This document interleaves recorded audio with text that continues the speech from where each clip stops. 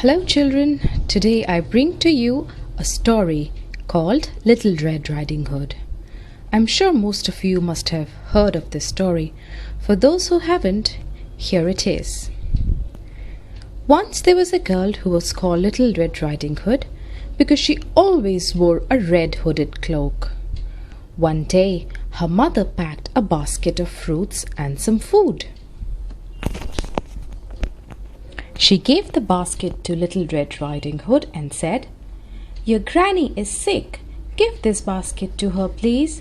And remember, do not talk to any stranger you meet on your way." Little Red Riding Hood's granny lived in the woods. When the little girl was passing through the woods, a cunning wolf saw her. He wanted to eat the tender little girl. The wolf went to her and politely asked, "Where are you getting, dear?" She replied, "I'm going to meet my sick grandmother who lives in the woods." He said, "You should take some flowers for your sick granny."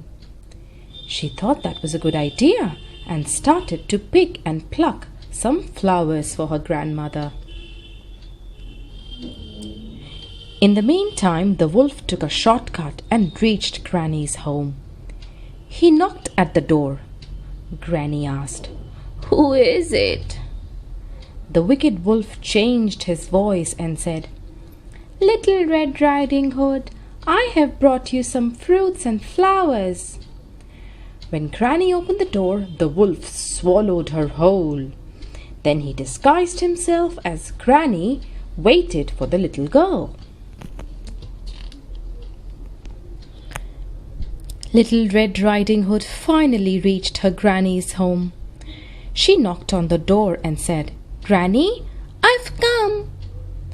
The wolf hurriedly jumped into the bed and pulled the covers over his nose and said, "Oh, how lovely! Do come in, my dear."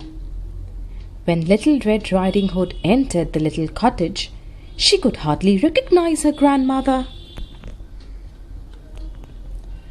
She asked, "Granny, why is your voice sounding so odd today?" Now the wolf roared and leapt out of the bed. The girl was shocked to see the wolf instead of her granny. She ran around in the room to save herself from the wicked wolf. Then she ran out of the cottage and started shouting, "Help! Help!" A woodcutter who was chopping wood nearby heard her cry and ran towards the cottage as fast as he could. He grabbed the wolf and cut his stomach with his axe. The poor grandmother came out safe and sound from his stomach. Seeing her granny, Little Red Riding Hood became happy and hugged her tightly. "Oh, Grandma, I was so scared," sobbed Little Red Riding Hood. "I will never speak to strangers again." "Now, my dear child, you have learned an important lesson," said the granny lovingly. Little Red Riding Hood and her granny thanked the woodcutter. The woodcutter carried the dead wolf into the forest and threw it away. Thank you and good night, children.